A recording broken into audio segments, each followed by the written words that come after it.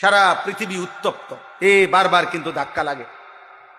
মনে রাখো ভাই, সুখের জীবন কমে আসতেছে, ফুর্তির জীবন কমে আসতেছে। কালকে খবরে দেখলাম দুবাই থেকে প্রাইভেট জেট, মানে প্রাইভেট বিমান দিয়া কেউ ইউরোপ যাইতে হইলে শুধু বিমান ভাড়া প্রায় 1 কোটি টাকার উপর, 1 কোটি টাকার কাছাকাছি।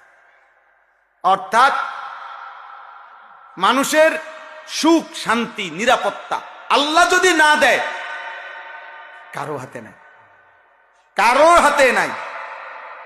দুবাই নাকি কুয়েত, আমিরাত নাকি সৌদি।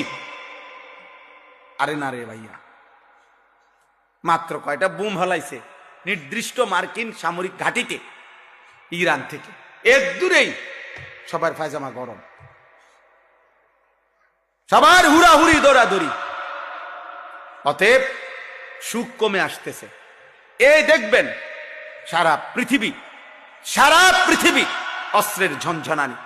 প্রত্যেকটা রাষ্ট্রই তাদের নিজ নিজ অস্ত্র শান দিতেছে, নতুন করে ধুইয়া মুচ্ছা সাফাই পরিষ্কার করতেছে। অর্থাৎ সারা বিশ্বব্যাপী আবারও এই খুনাখুনি, এই মারামারি, এই হানাহানি, এই যুদ্ধ লাগবেই। এটাই পৃথিবীর পরিবর্তন আসবে। 1924 খ্রিস্টাব্দে মুসলিম খেলাফত, ওসমানী খেলাফত সর্বশেষ পতন হয়েছিল। 2024 পার হইয়া 102 বছর এখন রানিং। তার মানে পরিবর্তনের সময় হয়েছে। আল্লাহ তাআলা এই পৃথিবীতে নতুন একটা পৃথিবীর পরিবর্তন হবে,